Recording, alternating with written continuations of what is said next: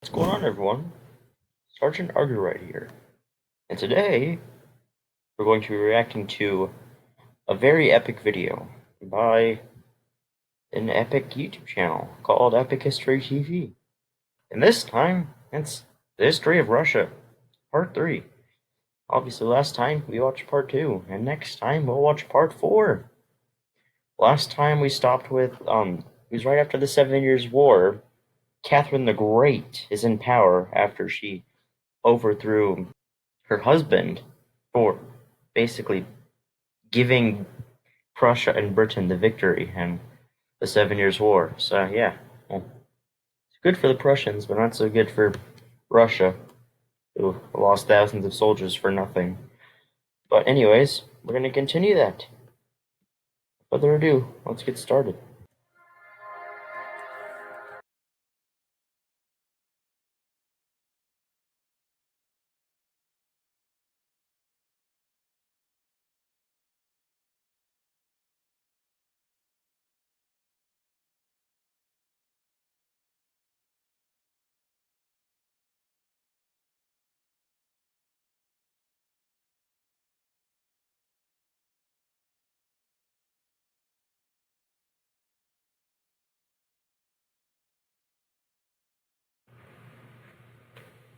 Could y'all not hear me? Because I think I just muted myself.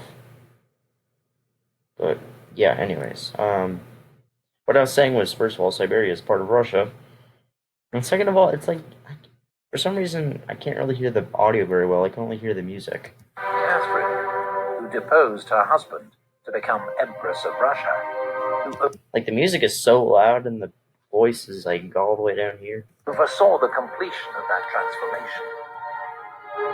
Like Peter, she too would be remembered as the Great. Yeah. Funky. Nice.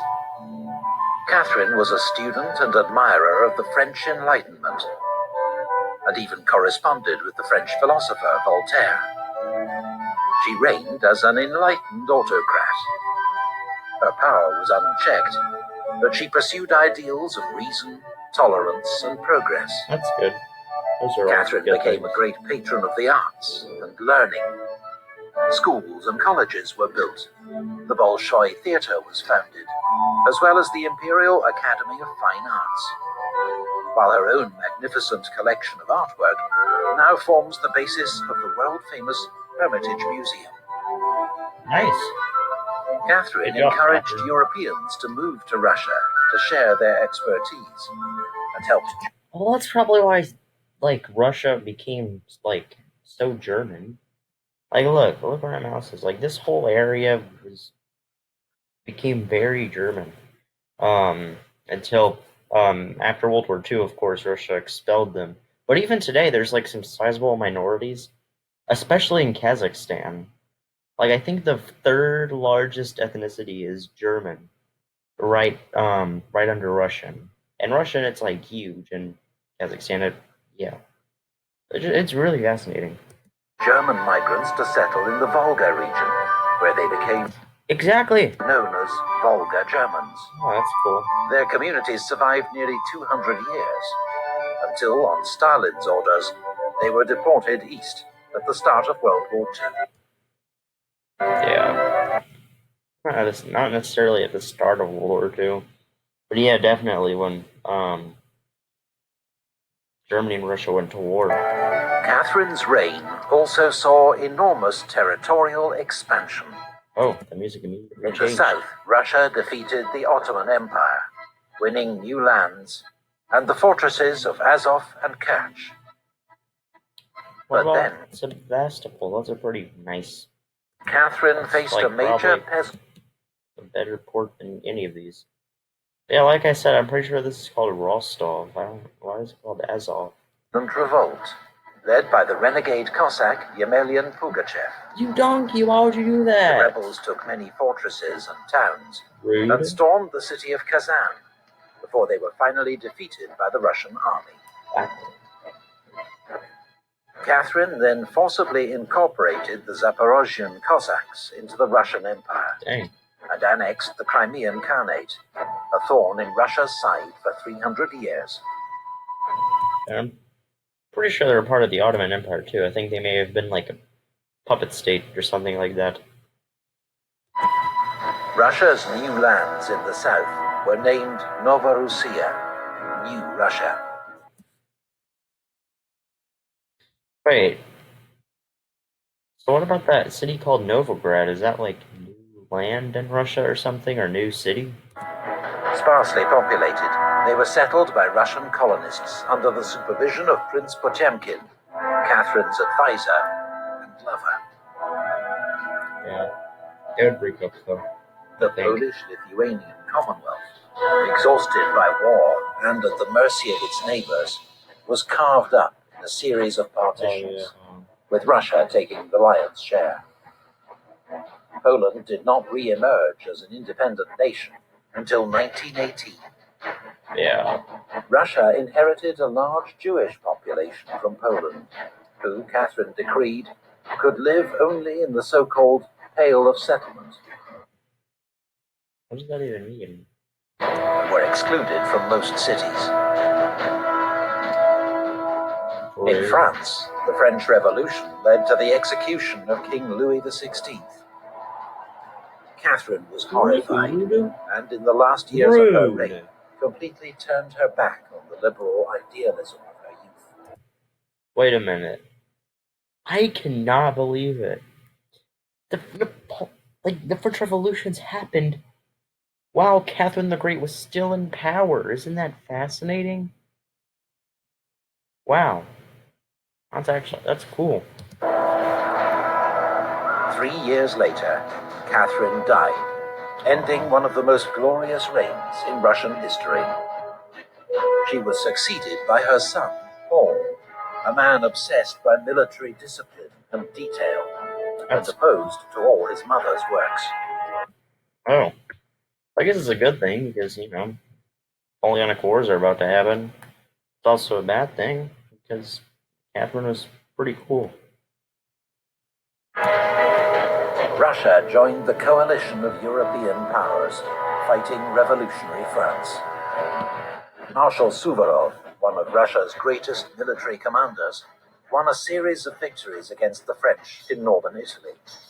Nice. But the wider war was a failure. Oh, yeah. Meanwhile, Paul's reforms Until 1812.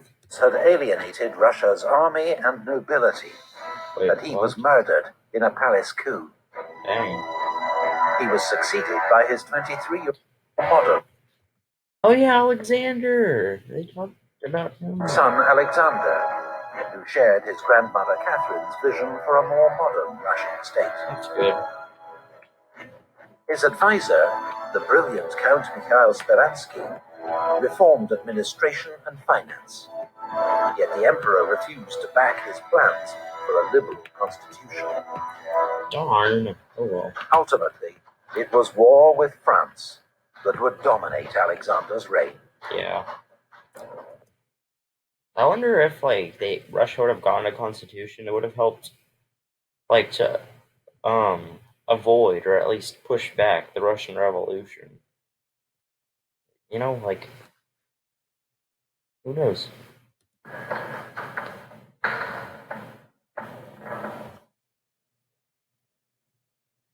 Oh no! France had a new emperor, Napoleon Bonaparte, who inflicted a series of defeats on Russia and her allies at Austerlitz, Eylau, and Friedland. But at Tilsit in 1807, the two young emperors met and made an alliance. Yeah, I think they kissed or something from that photo that I saw. Very weird. Russia attacked Sweden, annexing Finland, which became an autonomous Grand Duchy within the Russian Empire. But then, in 1812, Napoleon invaded. They didn't talk about how Russia went to war with the Ottoman Empire and took, Bessarabia and some other land, I think. Russia. Or maybe not, actually. At Borodino, Yeah, I think they just took Bessarabia from the Ottoman Empire. French and Russian armies clashed in a gigantic battle, one of the bloodiest of the age. Napoleon emerged victorious, but the Russian army escaped intact. Napoleon occupied Moscow, which was destroyed by fire. And when Alexander refused to negotiate, the French army was forced to make a long retreat through the Russian winter and was annihilated. Napoleon had been dealt a mortal blow. Yeah. And Russia, alongside Prussia, Oh gosh, these maps are awful. Not good. Austria, and Britain then led the fight back, which ended in the capture of Paris and Napoleon's abdication. At the Congress of Vienna, as part of the spoils of war, Alexander became King of Poland.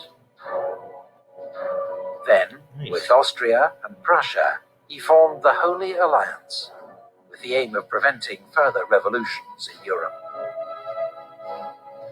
Meanwhile, in the Balkans and Caucasus, Russia had been waging intermittent wars against the Ottoman Empire, Persia, and local tribes. Oh. Rude. The frontier had been pushed south to incorporate Bessarabia, Circassia, Chechnya, and much of modern Georgia, Dagestan, Azerbaijan, and Armenia. Dang, they took a lot. Wow. But the peoples of the Caucasus bitterly resisted Russian rule. Russia's attempt to impose its authority on the region led to the Caucasian War, a brutal conflict fought amongst the mountains and forests that would drag on for nearly 50 years. 50? Oh my gosh. Wow. Good for them, I guess. Like, that's good. Well, I guess they didn't really achieve their goal, but wow. Now, so I don't get it whenever people equate Caucasian to white. Like, what? I don't get it. Like, what? I'm not from the Caucasus Mountains, guys. I'm not Caucasian. I don't really know where that term comes from, to be honest. Can one of you tell me in the comments, because I really don't understand it. Alexander was succeeded by his brother Nicholas, a conservative and reactionary. Oh, Nicholas. But parts of Russian society had And then they can have another Nicholas later. now developed an appetite for European-style liberalism, including certain army officers who'd seen other ways of doing things during the Napoleonic Wars. Oh yeah, when are they going to go to war with Japan? He saw Nicholas as an obstacle, and the new emperor's first challenge would be military revolt.